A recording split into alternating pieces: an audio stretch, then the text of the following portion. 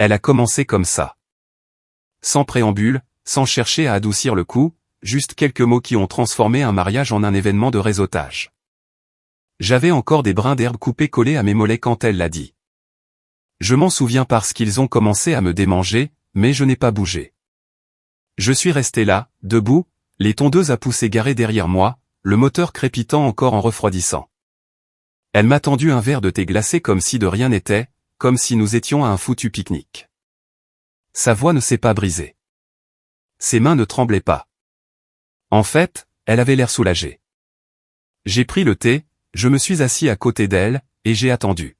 « Il faut que je te dise quelque chose », a-t-elle dit, en ajustant la bretelle de sa robe d'été comme si son apparence avait la moindre importance. « Je crois que je ne te vois plus que comme un ami maintenant. » Je ne l'ai pas regardé. J'ai regardé les hortensias que j'avais plantées 2 étés plus tôt, ceux qu'elle complimentait tout le temps. Maintenant, elle les remarquait à peine. Tout comme moi. Un ami, ai-je finalement dit. Elle a hoché la tête comme un thérapeute qui pose un diagnostic en douceur. Tu es toujours important pour moi. Mais la romance a disparu. Je veux juste qu'il y ait de l'honnêteté entre nous. Elle voulait de l'honnêteté. Très bien. Merci de me le dire, ai-je répondu en sirotant le thé glacé. Il était trop sucré. Comme son ton. Pas de cris, pas d'accusation, juste un accident au ralenti dans un jardin ensoleillé. C'est là que tout a basculé. Pas au moment où elle l'a dit, mais au moment où j'ai réalisé que je la croyais.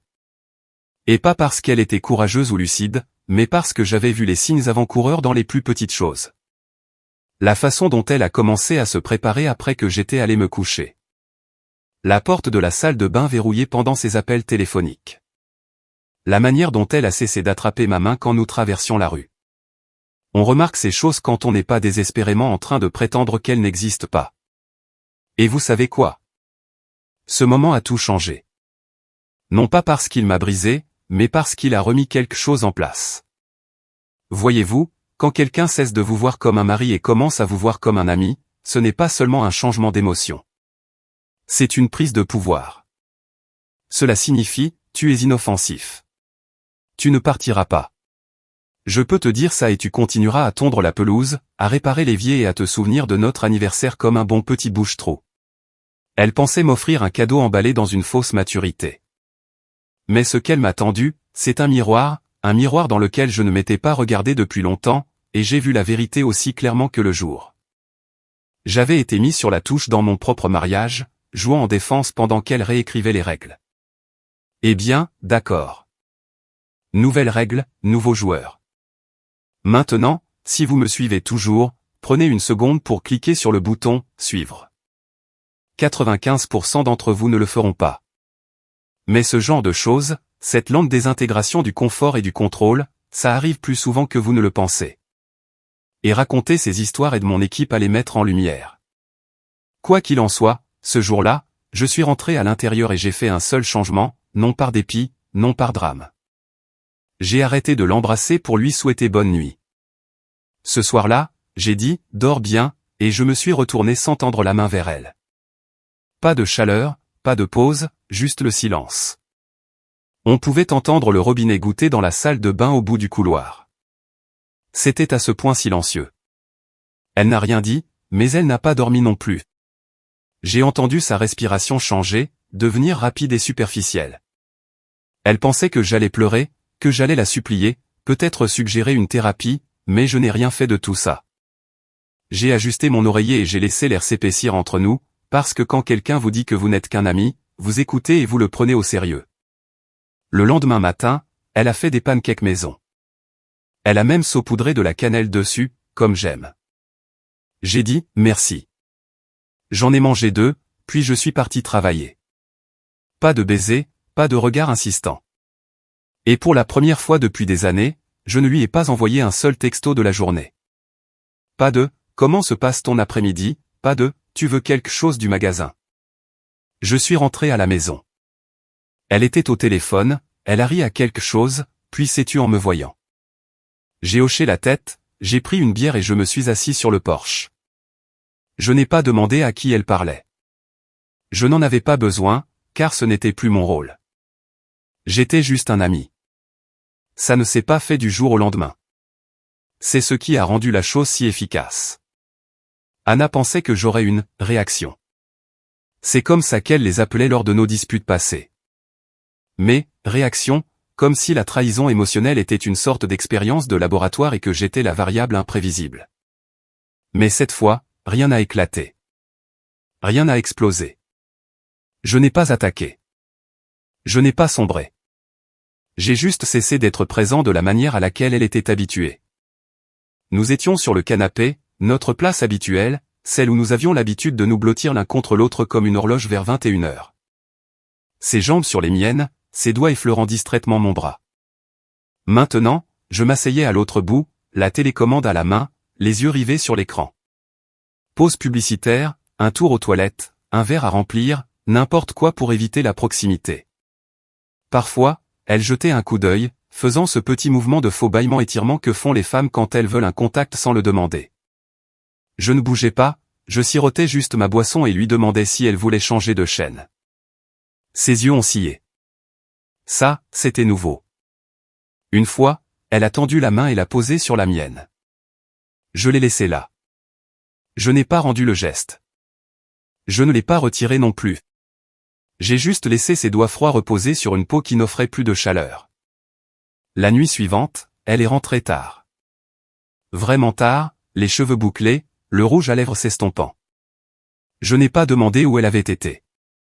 J'étais déjà au lit, les lumières éteintes, le ventilateur ronronnant. Elle est restée un moment dans l'embrasure de la porte, s'attendant peut-être à ce que je me retourne, espérant peut-être que je lui pose la question. Je ne l'ai pas fait. Le lendemain matin, elle a traîné près du grille-pain. Tu ne t'es pas réveillé. J'ai plié le journal. Je ne savais pas que je devais le faire. Une pause. J'ai juste eu un long dîner avec des gens du cabinet. J'ai hoché la tête. J'espère que c'était productif. Le silence à nouveau. Pas le genre de silence gênant, mais celui qui brûle à travers les murs. Elle a commencé à s'habiller plus chic pour le travail. A acheté une nouvelle paire de talons que je n'avais jamais vue auparavant. Oh. Cher. Le genre qu'elle disait être inutile parce qu'il restait juste dans le placard. J'ai remarqué, sans commenter. J'ai arrêté de réparer les petites choses dans la maison. Le placard qui grince toujours. L'ampoule du couloir est toujours grillée. On ne priorise pas les tâches ménagères pour des colocataires. Un matin, je me suis fait des œufs et je n'ai pas mis la deuxième assiette comme d'habitude. Elle est entrée, clignant des yeux en regardant la cuisinière. Tu n'en as pas fait pour moi. J'ai levé les yeux de mon assiette. Je pensais que tu avais une réunion tôt. C'est le cas. C'est juste que...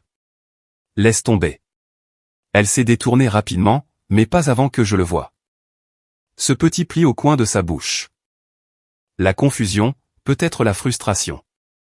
Elle réalisait que le rythme avait changé, mais elle n'avait pas écrit la nouvelle partition. Une semaine plus tard, un soir, elle s'est penchée pour un baiser rapide. Une habitude paresseuse plus qu'un véritable baiser. Je me suis légèrement tourné, le laissant atterrir sur ma joue. Son visage a changé. « Tu t'éloignes » a-t-elle dit. Ce n'était pas une accusation, ni de la peine, juste une observation. Je m'adapte à l'amitié, ai-je répondu, ma voix égale. Elle m'a fixé pendant un long moment, puis a hoché la tête comme si elle comprenait, mais ses doigts se crispaient le long de son corps. Elle ne comprenait pas. Pas vraiment. Cette nuit-là, elle n'est pas venue se coucher avant tard. Je l'ai entendue marcher dans le couloir, ouvrir des tiroirs, cherchant peut-être quelque chose qu'elle ne pouvait nommer. Je suis parti tôt le lendemain matin, je suis allé à la salle de sport, j'ai pris un café, j'ai pris un chemin plus long pour aller au travail, je me suis assis sur le parking et j'ai simplement respiré pendant un moment. Le genre de respiration qu'on prend quand le poids est enfin retiré de sa poitrine. Parce que ce qu'elle ne réalisait pas, c'était ceci, je n'essayais pas de la punir. Je m'entraînais. Je m'entraînais à ce que c'était de vivre sans elle. Ne plus être le mari de quelqu'un, mais juste un homme dans sa propre orbite à nouveau. Et à ma grande surprise, je me sentais plus léger. Elle pensait toujours être aux commandes. Elle croyait encore qu'elle pouvait faire demi-tour et réparer les dégâts si jamais ça devenait trop réel. Mais le contrôle est une chose amusante. Quand on l'a trop longtemps, on oublie à quoi il ressemble quand il vous échappe. On oublie que les personnes les plus silencieuses sont celles auxquelles on aurait dû prêter plus d'attention. Et moi, je n'étais pas silencieux parce que j'étais triste. J'étais silencieux parce que j'étais déjà à moitié parti. La première fois que j'ai laissé tomber le masque, ce n'était pas chez nous. C'était chez la sœur d'Anna. Une fête d'anniversaire. Un samedi. Temps chaud, nappe en plastique, le chaos poli habituel des rassemblements de banlieue, des enfants courant pieds nus, des adultes sirotant des cocktails dont ils n'avaient pas vraiment envie, et tout le monde prétendant être ravi d'être là. Je portais une chemise propre, j'avais apporté une bonne bouteille de vin, je souriais juste assez. Anna était dans son élément, riant trop fort, touchant les bras des gens en parlant, se plaçant au centre de chaque photo. Elle ressemblait à une femme en plein contrôle, mais ses yeux, ils n'arrêtaient pas de me chercher, comme si elle attendait quelque chose. Je ne suis pas resté près d'elle, je n'ai pas passé mon bras autour de sa taille ni rempli son verre. J'ai discuté avec son beau-frère de tondeuse à gazon et des drames du syndic de copropriété. J'ai aidé une vieille voisine à porter des chaises au garage. J'ai même complimenté la tante d'Anna sur son affreux gâteau aux carottes. J'étais, à tous égards, le mari poli et bien adapté. Mais pas son mari. L'illusion a commencé à se fissurer quand son amie d'université, Lorraine, est arrivée.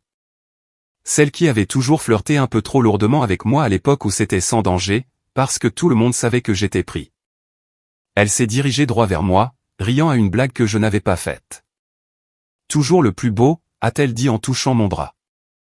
Anna a de la chance. J'ai souri. Elle ne pense pas, Lorraine a cligné des yeux. Quoi? J'ai haussé les épaules. Nous sommes amis maintenant. Elle a ri, pensant que je plaisantais. Puis elle a vu mon visage. Oh. J'ai continué mon chemin. J'ai rempli mon verre. Je ne me suis pas retourné. Plus tard, pendant le gâteau, quelqu'un a demandé à travers la table, « Vous partez toujours en voyage d'anniversaire le week-end prochain? Aruba, c'est ça ?» Anna a ouvert la bouche. C'est figé. Je n'ai même pas fait de pause entre deux bouchées. Pas de projet pour l'instant, ai-je dit. Nous sommes juste amis maintenant. On aurait pu entendre les couteaux à glaçage s'arrêter, un ou deux rires étouffés, puis un silence si vaste qu'on aurait pu y faire passer un camion de déménagement. Anna a ri nerveusement. Il plaisante, a-t-elle dit, en me donnant un coup de coude sous la table. J'ai retiré ma jambe. Sa sœur l'a remarqué. Après le dessert, je suis sorti prendre l'air. Le soleil déclinait, projetant de longues lignes orangées sur la pelouse. Je me tenais près de la clôture, sirotant une bière, regardant un enfant essayer de grimper à un arbre avec un ballon attaché à son poignet. C'est à ce moment-là que sa sœur s'est approchée. « Qu'est-ce qui se passe, bon sang, entre vous deux ?» a-t-elle demandé, d'une voix basse et sèche. Je n'ai pas répondu, j'ai juste hoché la tête poliment et je suis retourné à l'intérieur. Anna était dans la cuisine, tenant une assiette vide et faisant semblant d'être occupée avec des fourchettes. Elle ne m'a pas remarqué au début, mais quand elle l'a fait, j'ai vu une panique déguisée en assurance. Elle était en train de s'effondrer et essayait de toutes ses forces de le garder pour elle. Je suis passé devant elle, sans rien dire, parce qu'il ne s'agissait pas de se battre. Il s'agissait de laisser le monde voir ce que j'avais déjà accepté. Nous ne traversions pas une mauvaise passe. Nous n'étions pas en train de trouver une solution. C'était fini. Et les gens autour d'elle commençaient à le remarquer.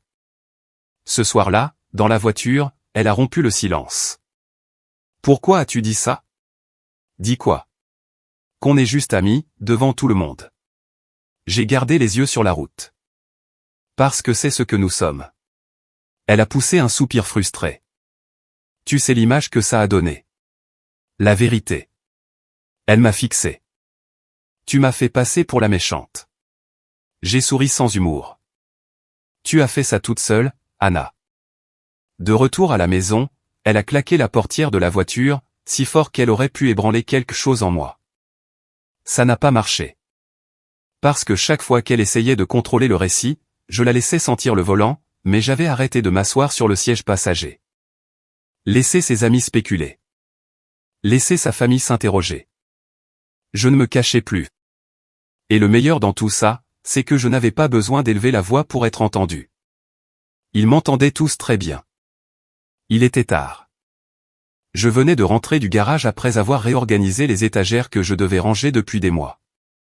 C'est drôle comme vos mains cherchent l'ordre quand votre vie commence à tomber dans un désarroi silencieux. La maison était sombre, silencieuse, à l'exception de la voix d'Anna qui venait de la cuisine. Je n'écoutais pas aux portes. Pas au début. Je passais pour prendre de l'eau, mais j'ai entendu son ton. Doux, feutré, intentionnel, et je me suis figé. Oui, je pense qu'il s'éloigne enfin, a-t-elle dit, puis une pause. C'est mieux comme ça. Il était trop attaché. Trop attaché. Je suis resté là, le verre à la main, le robinet coulant toujours. Ces mots n'étaient pas cinglants. Ils ont atterri avec le bruit sourd de quelque chose que vous saviez déjà mais que vous n'aviez pas entendu à voix haute. Trop attaché, comme si j'étais une bernique collante qu'elle tolérait par pitié. Elle n'avait pas l'air triste. Elle avait l'air soulagée, comme si elle venait de terminer un projet attendu depuis longtemps. J'ai fermé le robinet, posé le verre et je suis allé dans notre chambre, sans un mot. J'ai ouvert le tiroir du côté gauche de la commode, celui qu'elle ne prenait plus la peine d'ouvrir. À l'intérieur se trouvaient toutes les cartes qu'elle m'avait écrites. Saint-Valentin, anniversaire, des post-it au hasard de l'époque où elle me surprenait avec des sandwichs au travail ou me chuchotait que je lui manquais. Tout. J'ai pris mon temps, j'ai lu quelques lignes. Tu fais de cette maison un foyer, j'ai encore des papillons dans le ventre quand tu me regardes comme ça, ne pense jamais que tu n'es pas assez. Je les ai pliés soigneusement, empilés par ordre chronologique, je les ai attachés avec de la ficelle et j'ai glissé le paquet dans une boîte carrée toute simple. Rien d'orné, juste du carton et des souvenirs. Puis je suis monté au grenier, j'ai posé la boîte tout au fond, derrière les vieilles décorations de Noël, et je l'ai laissée là, pourrir avec la fausse guirlande de pin et les ornements oubliés. Elle ne m'a jamais remarqué entrer, jamais remarqué sortir. Cette nuit-là, nous étions allongés dans le lit, dos à dos. Elle n'a pas essayé de me toucher. Moi non plus. Mais pour la première fois, je ne me sentais pas vide. Je me sentais libre. Pas le genre de liberté triomphante où l'on court dans un champ. Plutôt la réalisation stable et silencieuse que la corde autour de votre cou a enfin été coupée, et que vous êtes toujours debout. Le lendemain matin, j'ai préparé son café comme toujours. Même grain, même lait d'amande, même petite tasse en céramique avec l'éclat sur l'anse qu'elle insistait toujours pour que je jette, mais que je n'ai jamais jeté. Mais cette fois, pas de mots, pas de « passe une bonne journée », de smiley ou de petits dessins comme je laissais avant, quand je pensais encore qu'elle le remarquait. La tasse était là, fumante dans la lumière du matin. Elle se tenait au comptoir en peignoir, clignant des yeux en la regardant, puis en me regardant. Pas de mots aujourd'hui, a-t-elle demandé, en essayant de rendre ça enjoué. Je n'ai même pas levé les yeux de mon journal. Je ne pensais pas que les amis en avaient besoin. Elle n'a pas ri, elle a juste fixé le vide. Elle attendait une réplique que je n'avais pas écrite dans le scénario. Plus tard dans la journée, elle m'a envoyé une photo du menu d'un restaurant. On essaie cet endroit un de ces soirs? J'ai répondu, pourquoi? On fête quelque chose? Pas de réponse. Quand je suis rentré, la cuisine était propre. Une musique douce jouait dans le salon. Elle portait du rouge à lèvres. Pour la première fois depuis des semaines. J'ai complimenté sa robe. Elle a souri comme si le monde avait peut-être retrouvé son axe. Puis je suis monté, j'ai pris une longue douche et j'ai mangé seul dans mon bureau. Pas de dispute, pas de raison donnée, juste de l'espace, et encore plus d'espace. Cette nuit-là, alors que j'étais de nouveau allongé dans le lit, j'ai réalisé quelque chose d'important. Je n'étais pas triste qu'elle ait dit ces mots au téléphone. J'étais reconnaissant. Parce que maintenant, chaque geste que je faisais pouvait être délibéré. Chaque silence avait un poids. Chaque distance avait un but. Elle voulait du détachement. Elle allait le sentir. Pas avec de la rage, pas avec des accusations, mais avec le genre de vide dont on ne se remet pas rapidement. Le genre qui résonne plus fort à mesure qu'on essaie de le combler. Et le meilleur dans tout ça, c'est qu'elle ne savait même pas que le jeu avait changé. Elle pensait que j'étais encore en train de digérer. Elle n'avait aucune idée que j'étais déjà en train de faire mes valises, un morceau de moi à la fois. Jeudi, notre anniversaire, 19 ans. Pas un mot de sa part ce matin-là. Pas de carte, pas de câlin, pas de « joyeux anniversaire » griffonné sur un post-it près de la machine à café, comme elle le faisait quand nous étions plus jeunes. À l'époque où elle essayait encore de rendre les jours ordinaires chaleureux. Mais vers 18h30, la porte d'entrée s'est ouverte rapidement, presque avec empressement. Je n'ai pas levé les yeux. Les informations locales étaient allumées. Un reportage sur le maire et un scandale de nid de poule. Plus honnête que ce à quoi j'allais assister. Ses talons ont claqué sur le parquet. Elle était habillée pour sortir. Pas seulement habillée, préparée. Une robe noire que je n'avais pas vue depuis notre dernier anniversaire. Les cheveux bouclés, les lèvres peintes, cette nuance de vin qu'elle gardait pour les soirées spéciales. J'ai senti son parfum depuis l'autre pièce. Doux, complexe, soigneusement choisi. Je n'ai pas bougé du canapé. J'ai une réservation dans ce restaurant italien que tu aimais, a-t-elle dit, debout dans l'embrasure de la porte avec un sourire un peu forcé. Celui avec la terrasse. 20h. J'ai jeté un coup d'œil. Pantalon de jogging, t-shirt, chaussettes, la télécommande à la main, et zéro intention de me changer. Tu as oublié, a-t-elle demandé après un silence, sa voix devenant plus fragile. J'ai coupé le son de la télé et je l'ai enfin regardé. Non, ai-je dit calmement. Je l'ai juste annulé ce matin. Son visage s'est décomposé, comme si on avait tiré le tapis sous ses pieds. Quoi? Je l'ai annulé. Mais pourquoi? J'ai penché la tête comme si la réponse était évidente. On ne fête pas les anniversaires avec des amis. La pièce est devenue morte. Pas silencieuse. Morte. Sa bouche s'est légèrement ouverte, mais aucun son n'en est sorti. Sa respiration s'est bloquée. On pouvait la voir essayer de s'accrocher à quelque chose. La colère, la confusion, une répartie, n'importe quoi. Mais rien n'a atterri. Elle n'était pas prête pour cette version de moi. La version qui ne rampait pas, qui ne pliait pas. Marc, a-t-elle dit, plus doucement cette fois. Allez, ne fais pas ça. Je ne fais rien, ai-je dit en remettant le son de la télé. Je ne fais que suivre ton exemple. Elle est restée là un long moment, puis s'est approchée, ses talons tapant plus vite maintenant, incertain. Elle s'est assise sur la coudoir du canapé, se penchant assez près pour que je sente le vin rouge qu'elle avait probablement utilisé pour se donner du courage. Peut-être que j'ai dit des choses que je n'aurais pas dû.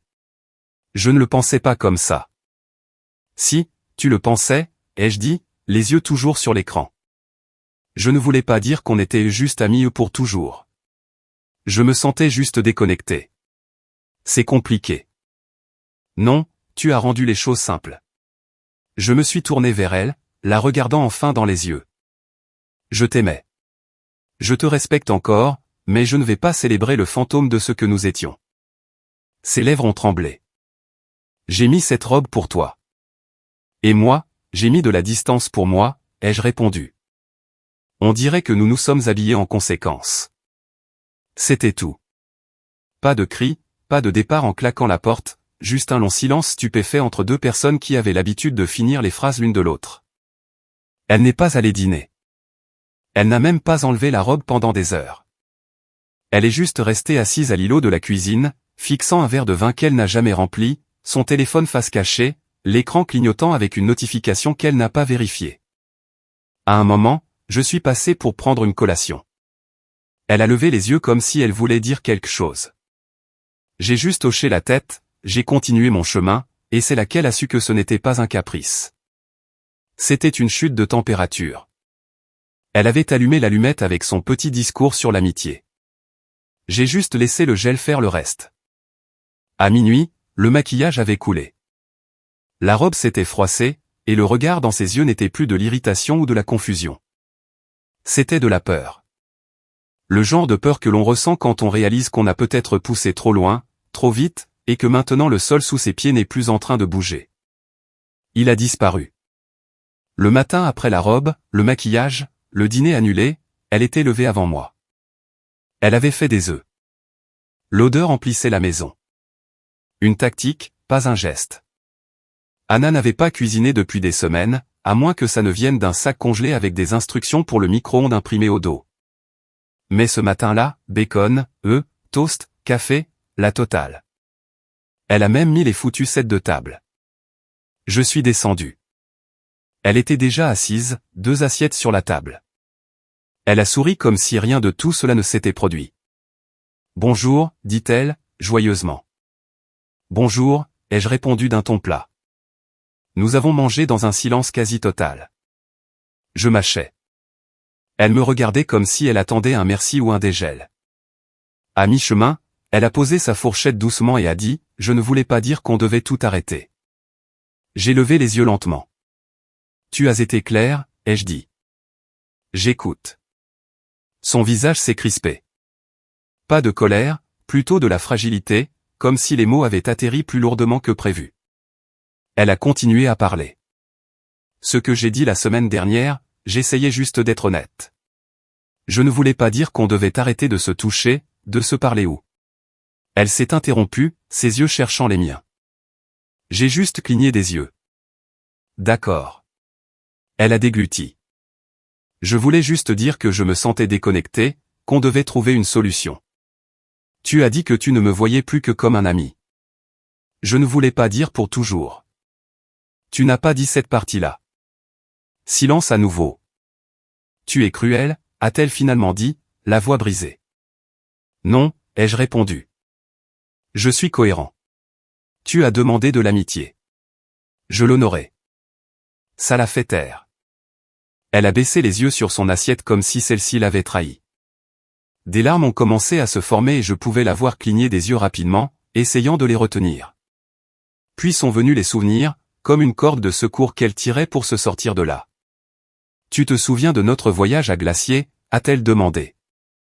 Quand la voiture de location est tombée en panne et qu'on est resté assis au bord de ce lac pendant des heures, juste à parler? J'ai hoché la tête. Un endroit magnifique. Elle a souri, pleine d'espoir. Et la danse de mariage? Quand tu m'as penché trop bas et que tu as failli me laisser tomber? Tout le monde a ri. Tu as ri si fort que j'ai cru que tu allais t'évanouir. Je me souviens. Sa main a rampé sur la table. Je n'ai pas bougé. J'ai toujours cette chanson enregistrée sur mon téléphone, a-t-elle murmuré. J'ai siroté mon café. C'est pourquoi j'ai fini de faire semblant. Elle a reculé comme si je l'avais giflé. Faire semblant? Oui, faire semblant qu'on peut juste rembobiner. Faire semblant que tes mots ne signifiaient pas exactement ce qu'ils disaient. J'étais contrarié, a-t-elle offert. Les gens disent des bêtises quand ils sont contrariés. Et les gens te montrent qui ils sont quand ils pensent que tu ne partiras jamais. Celui-là l'a touché en plein cœur. Elle s'est adossée à sa chaise, les bras croisés maintenant. Posture défensive, une vieille habitude. J'essaie, là, a-t-elle lancé. J'ai essayé pendant des années. Sa bouche s'est ouverte. Rien n'est sorti. Elle s'est levée brusquement, a attrapé son assiette et l'a jetée dans l'évier avec trop de force. Le fracas a résonné. Elle ne m'a pas regardé pendant qu'elle la frottait, comme pour effacer les preuves de son échec. Plus tard, je l'ai trouvée dans le jardin, assise à l'endroit même où elle m'avait fait son discours sur l'amitié quelques jours plus tôt. Elle serrait ses genoux, les yeux rougis. Quand je suis passé, elle a levé les yeux et a demandé, « Est-ce que tu me détestes ?» J'ai fait une pause. Non, ai-je dit. Mais je ne te fais pas confiance. Ce n'était pas cruel. C'était mathématique. On ne verse pas d'eau dans un vase fissuré en s'étonnant que la table soit mouillée. Cet après-midi-là, elle m'a envoyé une photo d'un vieux cadre, celui avec nous en lune de miel, brûlé par le soleil et souriant, dans un hamac bon marché au bord de la plage. La légende, je crois encore en ça. Je l'ai fixé longtemps, puis j'ai posé le téléphone face cachée et je suis retourné au travail. Parce que la croyance ne coûte rien. La cohérence est chère, et j'avais déjà payé le prix fort. Une semaine s'est écoulée. Elle n'a pas insisté après notre dernière conversation. Pas tout de suite. Peut-être qu'elle pensait ses plaies. Peut-être qu'elle pensait que le temps m'adoucirait, me rendrait nostalgique, me ferait revenir en rampant comme un chien de chasse reprogrammé. Quelle que soit la raison, la maison a semblé étrangement calme pendant quelques jours. Puis le message est arrivé. Dînons ensemble. Juste pour renouer le contact. Je l'ai lu 3 fois. Elle n'a pas dit « réparer les choses ». N'a pas dit « tu me manques ». Juste, renouer le contact. Comme si nous étions des collègues qui n'avaient pas pris de café depuis un moment. J'ai répondu après quelques heures, comme des amis. Elle a mis 20 minutes à répondre. Peut-être plus. Elle a finalement écrit « peut-être ». Ah, le voilà. Là pas. Le « peut-être ». Ce petit mot dangereux que les femmes utilisent quand elles ne veulent pas s'engager, mais ne veulent pas non plus être laissées pour compte. Je n'ai pas répondu tout de suite. À la place, j'ai passé un autre appel. Cathy, une vieille amie de mon ancien travail. Son mari est décédé l'année dernière. Cancer du pancréas. Rapide et cruel. Nous étions restés en contact sporadiquement. Je savais qu'elle vivait près de chez moi maintenant. Une vie plus calme, plus d'enfants à la maison. Tu veux dîner, ai-je demandé. Rien de chic. J'ai juste envie d'une vraie conversation ce soir. Elle a dit oui. Nous nous sommes retrouvés dans un petit restaurant à 2 villes de là. Terrain neutre, lambris, menu plastifié, une serveuse nommée Bev qui y travaillait depuis l'administration Reagan. Cathy avait l'air fatiguée mais ancrée. Elle souriait facilement. Pas de fausse énergie, pas de silence manipulateur. Nous avons parlé de vieux projets, de collègues communs, de la difficulté de dormir toute la nuit maintenant que tout devient vraiment silencieux. Elle n'a jamais essayé de flirter, n'a jamais cherché ma main. Elle a juste écouté et parlé comme un être humain. Sans aucun sous-entendu de jeu. Et je n'avais pas réalisé à quel point cela m'avait manqué. Pendant ce temps, mon téléphone a vibré dans ma poche à plusieurs reprises. Je l'ai ignoré. Après avoir déposé Cathy, pas de câlin, pas de suggestion de se revoir bientôt. J'ai vérifié les messages. Le premier disait « Anna, tu as oublié ?» Puis 5 minutes plus tard, j'ai fait une réservation. 45 minutes plus tard, et au moins la décence de répondre. Je suis resté dans la voiture, moteur éteint, la lueur du tableau de bord baignant tout de bleu froid. J'ai tapé en retour, je n'avais pas envie de célébrer une autre promesse rompue. C'était tout. Pas d'explication, pas de colère, juste de la clarté. Elle n'a pas répondu et je m'en fichais, parce que cette nuit-là, pour la première fois depuis longtemps, je n'ai pas senti l'attraction gravitationnelle de ses humeurs, de ses manipulations, de ses miettes de pain émotionnelles soigneusement chronométrées. J'étais sorti de son orbite, flottant peut-être, mais en contrôle. Le lendemain matin, elle a essayé d'agir comme si de rien n'était. Elle a fait du café, fredonné une chanson sans conviction dans la cuisine. Je lui ai dit bonjour de la tête et je suis parti travailler. Elle n'était plus le centre de quoi que ce soit. Je ne la détestais pas. J'avais juste cessé de la voir comme l'axe autour duquel mon monde tournait. Et une fois que vous faites ça, tout le reste devient possible. Ça a commencé par des chuchotements. Anna ne m'a jamais demandé directement. Elle avait encore sa fierté. Mais la fierté et la panique ne font pas bon ménage. Alors elle a commencé à tourner autour du pot, demandant discrètement à des amis communs sous couvert de conversations anodines. « Vous avez vu Marc récemment ? Il a l'air différent, non, est-ce qu'il a parlé de quelqu'un de nouveau ?» Il hochait la tête, souriait maladroitement, disait qu'il n'avait pas remarqué grand-chose, mais les gens parlent. Et finalement, quelqu'un a mentionné m'avoir revu à la salle de sport, que j'avais perdu 5 kilos, que je portais des chemises qui m'allaient vraiment maintenant, que j'avais l'air plus léger, pas seulement physiquement, mais émotionnellement. Une autre amie a dit qu'elle m'avait vu à un marché de producteurs le week-end, marchant avec quelqu'un, juste en train de parler, sans se tenir la main, mais quand même, quelqu'un. C'est la cana à consulter mes réseaux sociaux. J'avais toujours été discret, je postais rarement. Mais maintenant, quelques mises à jour discrètes s'étaient glissées. Une photo d'un lever de soleil depuis un sentier que je parcourais seul. Une photo de moi en train de rire, postée par un vieil ami avec la légende « J'ai enfin réussi à faire décompresser ce gars ». Rien d'explicite, mais tout était différent, et pas une trace d'elle dans tout ça. Elle a essayé de prendre ça à la légère. A laissé son téléphone ouvert près de l'évier un matin, l'écran montrant toujours mon profil. Je n'ai rien dit, j'ai juste pris mon café et je suis passé devant elle comme si elle n'était pas là. Le lendemain, elle a nettoyé la maison de manière obsessionnelle. Chaque surface, même les joints de la salle de bain. Je l'ai vu sombrer en temps réel. Une femme frottant des sols déjà propres juste pour faire taire les cris dans sa propre tête. Elle m'a demandé si je voulais sortir ce soir-là. Juste un dîner, rien de sérieux. Je lui ai dit que j'avais déjà des projets. Elle n'a pas demandé avec qui. Ce soir-là, je suis parti un peu plus tôt que nécessaire. Je me suis assuré qu'elle me voit. Vérifier mon reflet dans le miroir. Changer de chemise, mettre du parfum. Verrouiller la porte derrière moi. Elle est restée sur le canapé, prétendant lire un livre qu'elle n'avait pas touché depuis des mois, la reliure encore impeccable.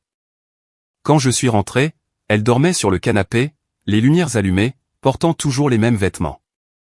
Elle a bougé quand je suis passé. Tu t'es amusé. Je l'ai regardé un instant. Oui, ai-je dit. C'était bien. Et je suis allé me coucher. Le lendemain, elle est allée dans son bureau vers 10 heures. Elle avait une routine. Café, chaussons, vérifier ses emails avant ses appels Zoom. Mais ce jour-là, il y avait quelque chose de nouveau sur sa chaise. Une enveloppe Kraft. À l'intérieur, les papiers du divorce, tous remplis, prêts à être signés. Rien de dramatique, rien de méchant, juste un seul post-it attaché à la première page. Pas de colère, juste une conclusion. J'étais déjà parti quand elle l'a trouvé. Elle m'a appelé 2 fois, puis 3. Je n'ai pas décroché. Elle a laissé un message vocal. Marc, s'il te plaît, pouvons-nous en parler? Je ne savais pas que tu étais aussi sérieux. Je pensais peut-être qu'on avait encore le temps. Puis elle a envoyé un texto, peut-on faire une pause? Juste parler avant d'aller jusqu'au bout. Je n'ai pas répondu. Non par cruauté, mais parce que la conversation avait déjà eu lieu. C'est elle qui avait eu la conversation qui comptait, quand elle m'a traité de « trop attaché », quand elle m'a vu m'effacer et a laissé faire, quand elle a demandé l'amitié et a pensé que je m'en contenterais. Maintenant, elle ne me regardait pas m'effacer. Elle me regardait disparaître. Et le pire, c'est qu'elle n'avait aucune idée de comment l'arrêter, parce que c'était déjà fait. Elle n'a pas frappé. Elle a juste monté les marches du perron comme si elle vivait encore ici. Comme si la clé qu'elle avait cessé d'utiliser il y a des mois ouvrait encore la porte de quelque chose qui ne s'était pas effondré sous le poids de ses choix. Mais j'avais changé les serrures 2 semaines plus tôt. Silencieusement, pensivement. Je l'ai regardé à travers la vitre, debout sur le porche, les cheveux attachés d'une manière qui signifiait autrefois « affaire », mais qui semblait maintenant juste fatiguée, comme si elle avait cessé d'essayer d'impressionner qui que ce soit et était à court de représentation. J'ai ouvert la porte, mais je ne l'ai pas invitée à entrer. Elle n'a même pas essayé de sourire. « S'il te plaît », a-t-elle dit, sa voix faible. « Pouvons-nous arranger ça ?» Je me suis appuyé contre le cadre de la porte, ni en colère, ni suffisant, juste présent. « C'est toi qui nous as redéfinis, ai-je dit. Je n'ai fait qu'écouter. » Ses yeux se sont immédiatement remplis de larmes. Elle détestait pleurer devant les gens. Disait que ça la faisait se sentir faible. Mais maintenant, elle n'avait plus l'énergie de le cacher. J'étais confuse, a-t-elle dit. Je ne le pensais pas comme ça. J'ai hoché la tête une fois. Moi, si. Elle a cligné des yeux, confuse. Chaque pas que j'ai fait depuis, ai-je dit, je le pensais. Elle a commencé à tendre la main vers moi. Je n'ai pas tressailli. Je ne me suis pas éloigné. Je suis juste resté immobile. Marc, a-t-elle murmuré. Je ne veux pas te perdre. C'est déjà fait. Un oiseau a gazouillé depuis la gouttière au-dessus de nous.